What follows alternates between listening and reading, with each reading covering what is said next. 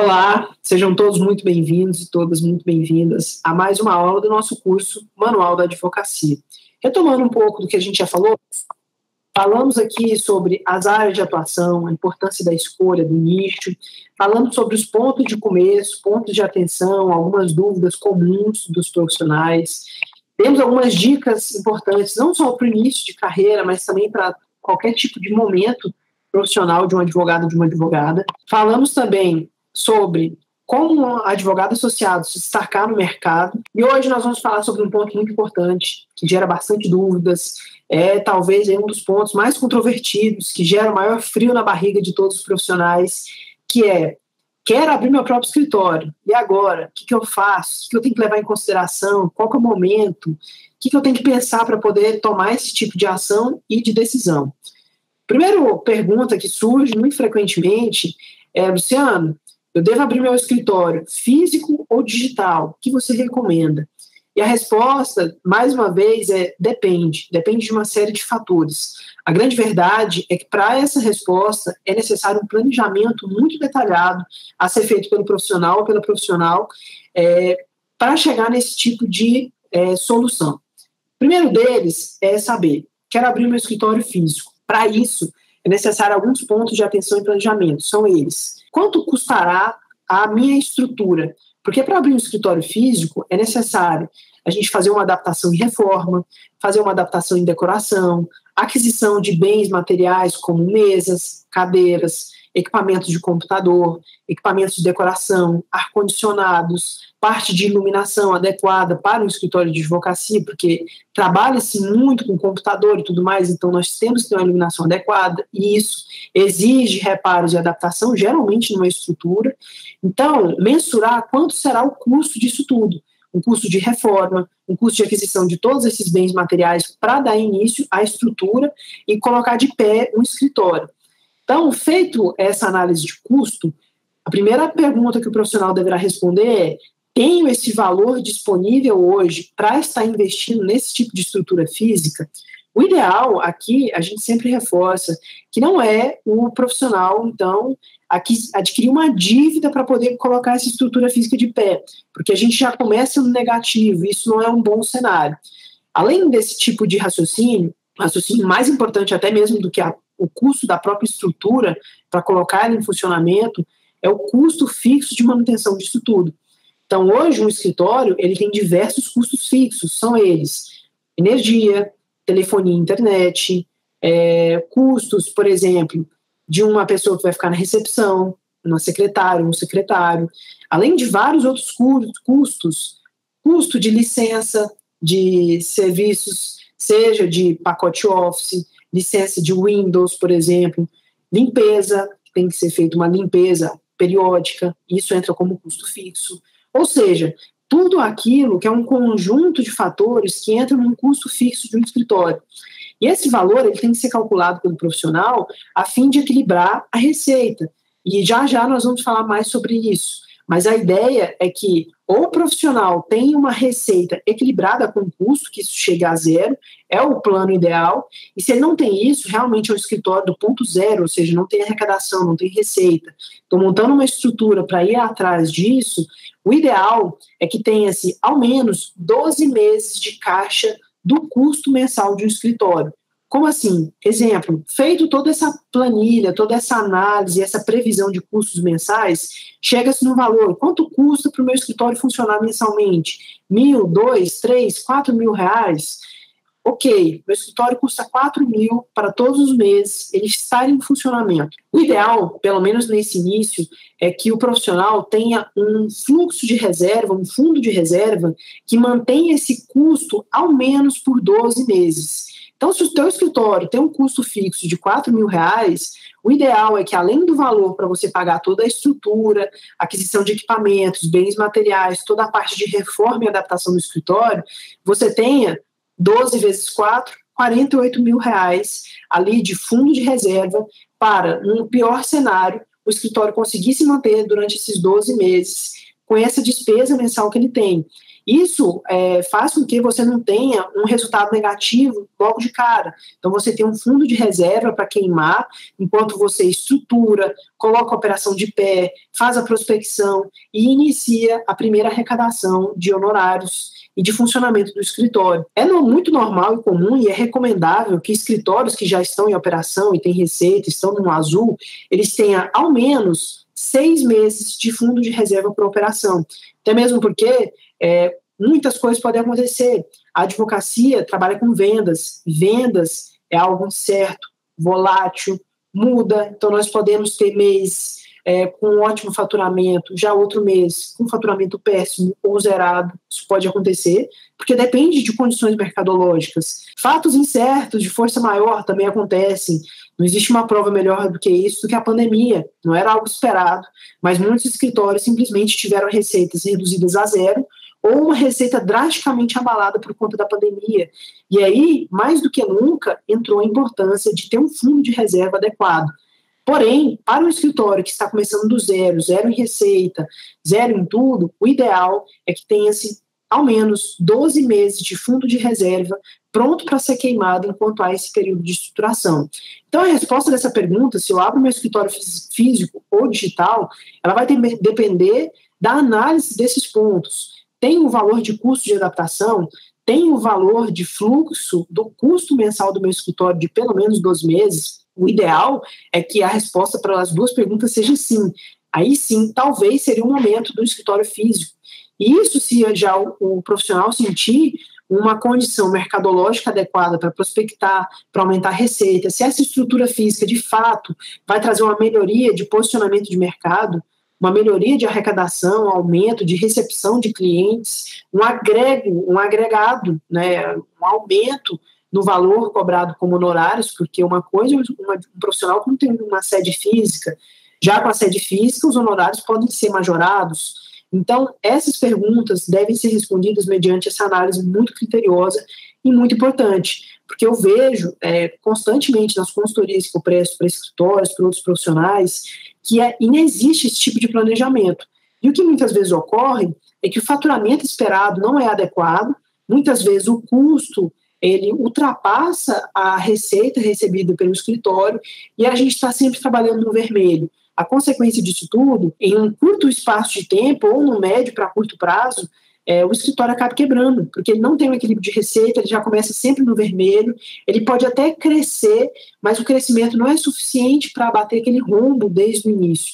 Então isso acaba prejudicando todo o futuro da frente do negócio. Já no escritório digital, tem várias ferramentas importantes, e inclusive nós temos um curso muito bom aqui na Serpent, que é Como Montar o Teu Escritório Digital. Um curso excelente que eu recomendo para quem está buscando esse tipo de solução.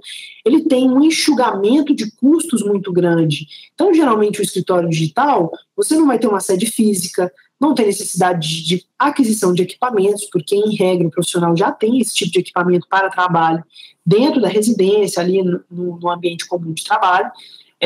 E o escritório digital ele tem essa grande vantagem, redução de custos, isso dá uma maior liberdade para o profissional, para ele, primeiro, focar na prospecção, equilibrar as contas, ter uma receita mais estabilizada, para aí sim, para um próximo ponto, um próximo patamar, ele então montar o escritório físico, se for de interesse. Porque, a depender da área também, o escritório digital atende 100% de todas as necessidades.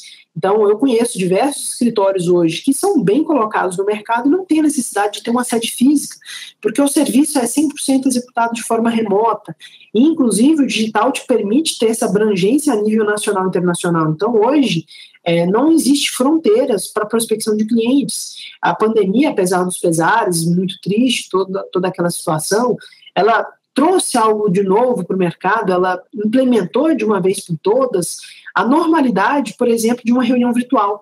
A gente poder estar no Google Meet, num Zoom, numa plataforma de reunião e conseguir atender um cliente. A aceitação disso aumentou muito.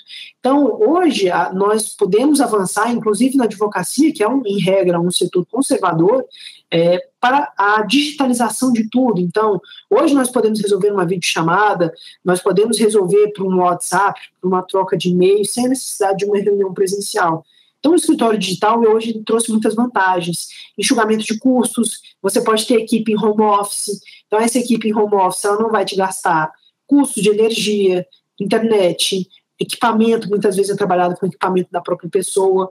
Até o custo de contratação reduz e você vai para o mercado extra-fronteiras. Então, para você contratar alguém em home office, muitas vezes você pode contratar um profissional que, às vezes, destacou mais do que os demais que eram no seu ambiente regional. Então, se eu estou numa cidade interior, eu posso contratar alguém que está em São Paulo, que está em Goiânia, que está em Fortaleza, que está no Manaus, que teve um desempenho melhor do que a minha cidade interior, por exemplo. Então, o escritório digital ele tem diversos pontos positivos. E isso tem que ser ponderado se a estrutura será física ou digital de uma maneira muito cuidadosa e cautelosa, com planejamento, com contas na ponta do lápis. O controle nesse ponto vai ser de suma importância para o sucesso ou para o fracasso do negócio do profissional. Além disso, um questionamento muito grande também, que é qual que é o momento para abrir esse escritório físico. Como a gente falou no início, o ideal, aqui no plano ideal, seria, dentro de uma situação mercadológica, que primeiro eu tivesse uma boa captação de clientes, uma captação estabilizada, então eu tenho uma recorrência de clientes ou uma recorrência de receita, contratos que já me pagam mensalmente, e já a gente vai falar sobre esses tipos de contratos, como cobrar honorários, para que então, já tendo uma maior estabilidade, poder assumir esse custo fixo de um escritório, e isso visando o mercado, sabendo que talvez a prospecção será melhor, um aumento de honorários, sabendo o time correto para poder assumir esse compromisso de uma estrutura física. E hoje nós sabemos que ter uma estrutura física é algo caro, não é barato manter o aluguel de uma sala, condomínio, energia, limpeza, todos os custos fixos inerentes, inclusive deslocamento, combustível, toda essa parte de transporte, porque no home office geralmente é no local de residência. Um escritório digital, você está ali, você não tem um deslocamento entre a sua casa e um escritório. Já no escritório físico, até esse custo, tudo bem que ele não é um custo que entra na despesa operacional de um escritório, mas para quem está começando, o escritório de um advogado só, por exemplo, tem que ser previsionado que é um custo extra pessoal. E isso entra no impacto de receita, porque o recebível, a retirada mensal a ser feita pelo profissional, ela vai ser deduzida por esse custo de transporte. E isso também deve ser levado em consideração para saber qual é o momento ideal. O momento ideal é que, no mínimo, as despesas fixas, todas essas despesas fixas e pessoais, elas estejam equilibradas com as receitas operacionais e com as retiradas pessoais, para que não haja aí, pelo menos, um limite vermelho, trabalhe em zero. Outro questionamento também com relação às contas, a forma de cobrar. Isso é algo muito importante e já a gente vai falar na nossa próxima aula sobre as formas de cobrança. Hoje existem formas de se precificar honorários e formas de se trabalhar com o público em que é possível a gente reduzir essa incerteza. Hoje o que nós percebemos é que a advocacia, preponderantemente um serviço vendido, vamos dizer assim, é um comércio, nós estamos realmente comercializando um tipo de serviço, um tipo de atendimento, um tipo de solução para o nosso cliente. E vendas, como eu disse anteriormente, são algo volátil, é incerto, muda, sofre instabilidade de mercado. Então, nós temos ali um momento de mercado que tem uma injeção de dinheiro e isso reflete diretamente no setor de serviços. Um momento de dificuldade financeira, como a pandemia, e isso reflete diretamente nos recebíveis de honorários. Então, a forma de cobrar honorários ela vai ser de suma importância. Como você fazer para equilibrar suas receitas? Eu tenho uma recorrência de cobrança de honorários, eu tenho contratos que me pagam de forma recorrente. Como isso está organizado dentro de uma estrutura do escritório? Isso vai ser muito importante para a definição do momento de abrir o escritório. Então, o equilíbrio das contas. Muitos advogados não têm esse tipo de controle financeiro, e isso é muito importante. Mais um curso que nós temos aqui na CEPIM, que é o curso de finanças para advogados, que eu diria que é um curso indispensável para quem deseja abrir um escritório de advocacia, porque o proprietário do escritório, ele deixa de ser só um gestor jurídico, ele passa a ser um gestor empresarial do próprio negócio. E gerir o próprio negócio, sobretudo, deve ter bastante atenção com relação a contas e financeiro. Então, é um ponto que deve ser bastante levado em consideração. E no nosso próximo encontro, nós vamos falar sobre essa questão das diferenças de cobrança. E, por fim, com relação à abertura de um escritório, aqui, mais do que nunca, é importante a gente escolher quem é o nosso público e qual é o nosso nicho de atuação, porque isso vai impactar de forma diametral e de forma direta dentro do teu negócio e da estruturação do teu negócio. Então, se eu atendo um público de direito previdenciário, o local da escolha da abertura do meu escritório físico, por exemplo, se for necessário, porque aí é um tipo de público, pessoas físicas, geralmente de renda menor, em regra, e que não são adeptas à tecnologia, geralmente são pessoas mais idosas. O escritório digital talvez não funcione bem, será necessário um escritório físico. E esse escritório físico, inclusive, vai ter que levar em consideração esse tipo de público. Então, a localização do escritório, a facilidade de estacionamento, a estrutura física de recepção desses clientes, ela é diferente. Então, tudo isso deve ser pensado dentro da área de atuação e no nicho. Quem é o teu cliente, quem é a tua persona. E aí a gente falou sobre isso nas aulas anteriores, sobre a importância da definição desse tipo de público para estruturação do teu próprio escritório. Se você atende a um público empresarial de média, alta renda, então são médias e grandes empresas, a tua localização vai ser outra, tua estrutura de recepção é diferente, a estrutura de recebimento do escritório é totalmente diferente. E isso vai definir muito o momento em que você vai abrir o teu escritório, se ele vai ser físico, se ele pode ser digital, qual que é o tipo de serviço que você presta para o teu cliente, tem necessidade do teu cliente via tua estrutura digital. Todas essas perguntas, todas essas respostas, elas vão impactar diretamente no momento da escolha da abertura do teu próprio escritório e se ele vai ser físico ou digital. Muitas pessoas ainda têm uma grande dificuldade de estar trabalhando, por exemplo, dentro de uma empresa, dentro de um escritório. Elas têm um tipo de receita fixa e elas vão abrir mão disso para ir para o empreendedorismo, então abrir o próprio escritório físico ou digital. Para essas pessoas, mais ainda, será muito importante o planejamento financeiro. Nós falamos aqui sobre o equilíbrio de despesas e receitas do escritório, e aqui é muito importante que a gente faça a separação do que é escritório e o que é advogado, profissional autônomo. A ideia é que essas contas elas sejam segregadas. Então, nós falamos que para um escritório abrir, para um escritório físico que está de pé, é importante que o profissional tenha ali a previsão do custo fixo e tenha um fundo de reserva. Mas não só o custo fixo do escritório, mas nós também temos despesas pessoais. Então, você tem despesa com educação, transporte, saúde, lazer, todas as suas despesas fixas. E essas despesas, elas também têm que ser ponderadas. Então, quando você abre mão de um salário fixo, um salário que está ali recorrentemente sendo recebido, e vai para 100% na volatilidade, ou seja, você entra para o mercado de venda de serviço jurídico, é necessário que você também tenha um fundo de reserva para poder se manter, ou que você tenha ali uma previsão financeira, já um fluxo de clientes adequado, seja um escritório físico ou digital, porque ainda que você vá para um escritório digital, suas despesas fixas, elas continuam acontecendo. Por mais que o escritório digital não tenha despesa operacional, mas você, de maneira pessoal, tem despesas fixas. Então é importante saber se você tem um fundo de reserva para poder equilibrar no mercado, e aí sim poder se manter e, quando de uma estabilização, conseguir fazer essas retiradas para pagamento de despesa pessoal, ou se você tem esse fluxo já de demandas, que já te paga o suficiente para manter as despesas operacionais do escritório, sejam eles físico ou digital, e as suas despesas pessoais básicas. Isso é muito importante ser levado em consideração, e é um ponto de muita atenção, porque muitos advogados esquecem disso, acabam calculando somente a despesa operacional, não calculam despesa nenhuma, as contas pessoais atrasam, as contas corporativas também atrasam, e a gente tem vermelho atrás de vermelho, uma receita que não consegue cobrir tudo isso, uma bola de neve. E esse talvez é um dos grandes culpados, a maioria dos culpados, do grande fracasso da abertura de escritórios, sejam eles físicos ou digitais. Então, pessoal, são todos pontos de alerta e pontos de muita atenção para serem levados em conta.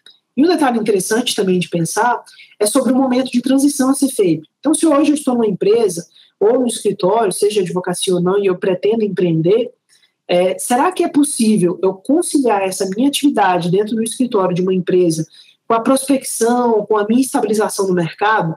Se a resposta for sim, essa é a ideal, porque com essa transição, ainda você terá aquela receita fixa, o recebível, aquele conforto financeiro de estar recebendo aquele valor, e paralelamente a isso, você já vai organizando tanto o planejamento do teu escritório, quanto também uma estabilização de mercado, então você vai adquirindo mais clientes, vai prospectando clientes para a tua base, vai tendo um recebível financeiro mais adequado, mais constante, com maior volume, para aí sim, chegando a um determinado patamar, falar assim, poxa, agora eu tenho fundo de reserva adequado, tanto para minhas despesas pessoais, quanto para minha despesa operacional de um escritório, e eu também tenho um fluxo de recebíveis legal do meu escritório, de meus clientes, que eu posso pagar as minhas despesas operacionais e as minhas despesas pessoais. Então, esse é o momento de eu sair para o escritório e aí sim empreender, seja ele físico ou digital. Pessoal, esses são alguns dos pontos de atenção para a abertura de escritório. Na próxima aula, nós vamos falar sobre a precificação de honorários para manter tudo isso em pé. Eu aguardo vocês. Grande abraço. Tudo de bom.